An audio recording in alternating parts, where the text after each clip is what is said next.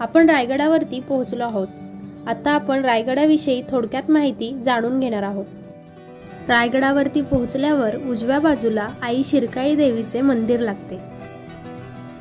हिंदवी स्वराज्याची राजधानी राहिलेल्या किल्ले रायगडावरील श्री शिरकाई देवीचा संदर्भ शिवकाळापूर्वीपासूनचा आढळून येत असला तरी किल्ले रायगडची गडदेवता म्हणून छत्रपती शिवाजी महाराजांच्या काळात ती नावारूपास आली।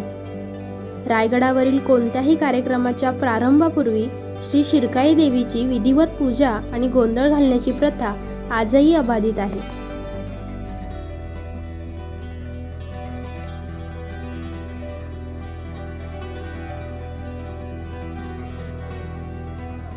आणि गडावरती जी रोपेने जे लोक येतात ही रायगडाची मागची बाजू आहे। कल्पना करा, रायगड किल्ल्यावरती आता तुम्ही जे पायी चढून जे अंतर आलात ना हे 3.5 किलोमीटर अंतर आहे। 1460 पायऱ्या आहेत। कल्पना करा, गडावरती जेवढं तुम्हाला गड फिरताना गडावरती जेवढं तुम्हाला दगडातलं बांधकाम दिसतं हे शिवाजी महाराजांच्या काळातलं आहे आणि जेवढं विटातलं बांधकाम दिसेल हे पेशवे काळातलं आहे। मग पेशवे काळ केव्हा आला?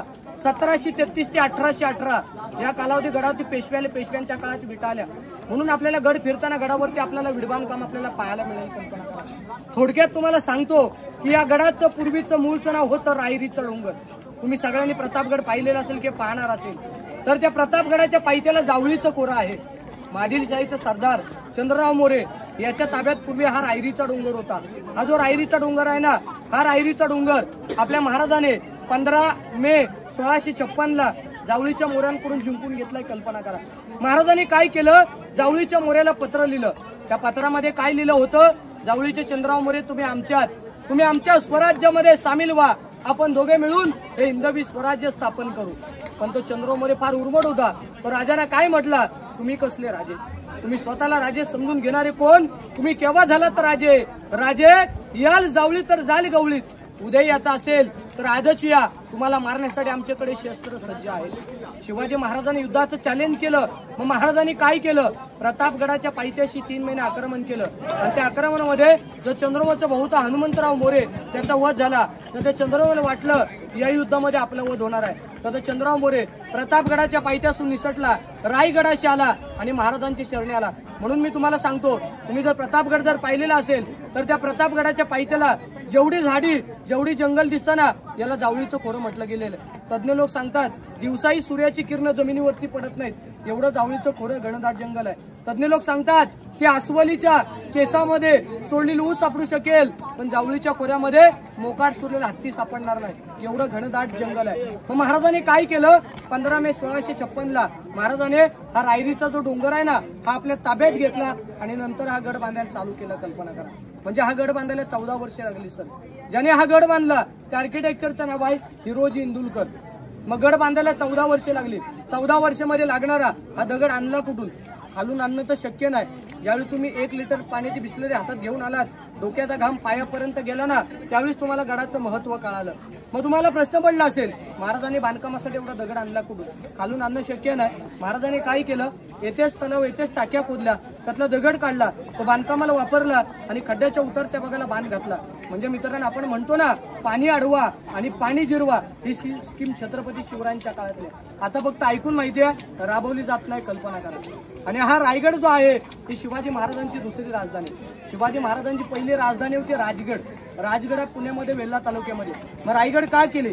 कारण आता ज्यावेळी तुम्ही गड चढायला सुरुवात केलात गडाच्या चारी बाजूला बघितलं आता धोका आहे, पण या गडाच्या चारी बाजूला मित्रांनो डोंगर आहेत, सह्याद्रीच्या रांगा आहेत।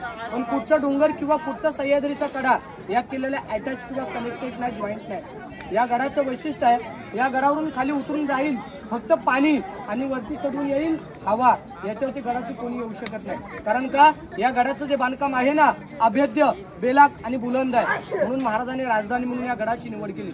महाराजांनी राजधानी म्हणून या गडाची निवड केली। राजाने पाहिलं गडाला आणि गडाने पाहिलं राजाला।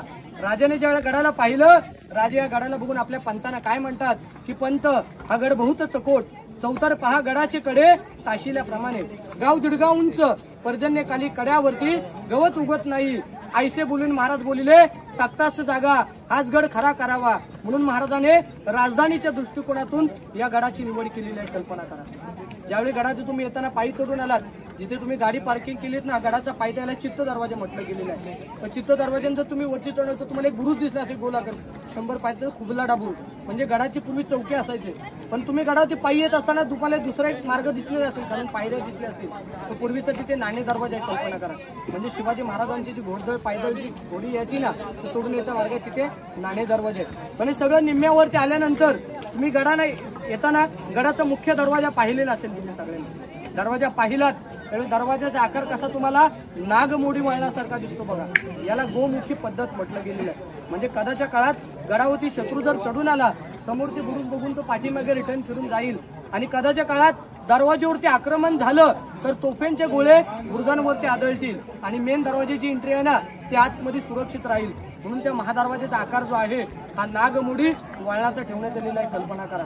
पण महादरवाजामध्ये तुम्ही आता लाकडाचा दरवाजा बघितलेला असेल, त्याचं वर्णन तुम्हाला तो त्या काळातलं वाटलं असेल, पण तो त्या काळातलं नाही आहे. आता 2016ला बसवले, कल्पना करा. पुरातत्व विभागाने 5 टनाचा 10 लाखाचा दरवाजा, कल्पना करा.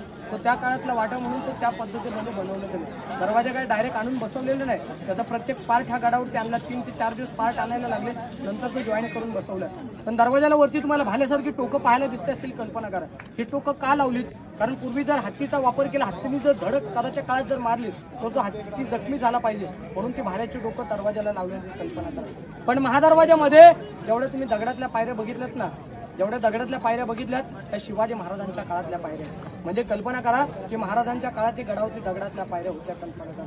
तिथून वरती आल्यानंतर येताना तुम्हाला समोर एक तलाव लागला असेल, हत्ती तलाव. तिथे काही बोर्ड वगैरे तुम्ही वाचलेला असेल तर तिथे लिहिलेलं आहे रायगड प्राधिकरणातून या गडात तलावाचं दुरुस्तीकरण करण्यात आलेलं आहे, कल्पना करा. मग बऱ्याच वर्षी हत्ती तलाव लिकेज होतं, पण ज्यावेळी रायगड विकास प्राधिकरणातून त्या तलावाची डागडुजी केली, ते लिकेज काढलं, पण ते आजही लिकेज आहे. आता पावसाळ्याचे दिवस आहे म्हणून ते भरलेलं आहे, पण उन्हाळ्यात जर तुम्ही जर पाहिलं तर ते उन्हाळ्यात पाणी थोडं फार कमी होतं, म्हणजे आजही ते लिकेज आहे. ज्यावेळी महाराजांच्या राज्याभिषेकाला रायगडावरती जर हत्ती आणले होते, हत्तीनं जर पाणी पे आंघोळी जर घालायची असेल तर त्या तलावाचा वापर केला जायचा, म्हणून त्याला हत्ती तलाव म्हटलं गेलेलं आहे. मग तुम्हाला प्रश्न पडला असेल शिवाजी महाराजांनी गडावरती हत्ती कसे आणले? तर महाराजांच्या राज्याभिषेकाला एक इंग्रजांचा वकील हा गडावरती पायी चढून आला होता. त्याला गडावरती नगारखान्याच्या समोर 2 हत्ती आणि 2 घोडे दिसले. तो आश्चर्यचकित झाला, जर माझी जर गडावरती पुढे येताना दमछाक झाली, मग शिवाजी महाराजांनी गडावरती हत्ती कसे आणले? तर कल्पना करा, शिवाजी महाराजांनी गडावरती जे हत्ती आणले ना, मोठी पीठ लागली, त्यांना गडावरती मोठी केली. हत्ती कधी आणले? ज्यावेळी गडाचं बांधकाम चालू केलं त्याच्या अगोदरच गडावरती हत्ती आणून ठेवले. म्हणजे याला म्हणतात महाराजांची दूरदृष्टी. म्हणून मी तुम्हाला सांगतो, लहानापासून मोठं पण लहान करता येत नाही. हे छत्रपती शिवाजी महाराजांकडून शिकलं पाहिजे, कल्पना करा. म्हणून हे हत्ती तलाव आहे. आता याच्यापेक्षा प्रचंड मोठं तलाव गंगासागर, त्याची माहिती आपण त्या ठिकाणी घ्यायला जाऊया. समोर आता जे तुम्ही जे मंदिर पाहिलं तर शिरकाई मंदिर आहे. रायगडाची कुलदैवत देवी आहे, रायगडाची गड दैवता म्हटलं तर शिरकाई देवी, म्हणजे शिरकाईची देवी आहे. आता पुढे आपण गंगासागर तलाव, पालखी दरवाजा बघायला जाऊया. बोला पुण्यश्लोक छत्रपती श्री शिवाजी महाराज की जय. जय भवानी, जय शिवाजी.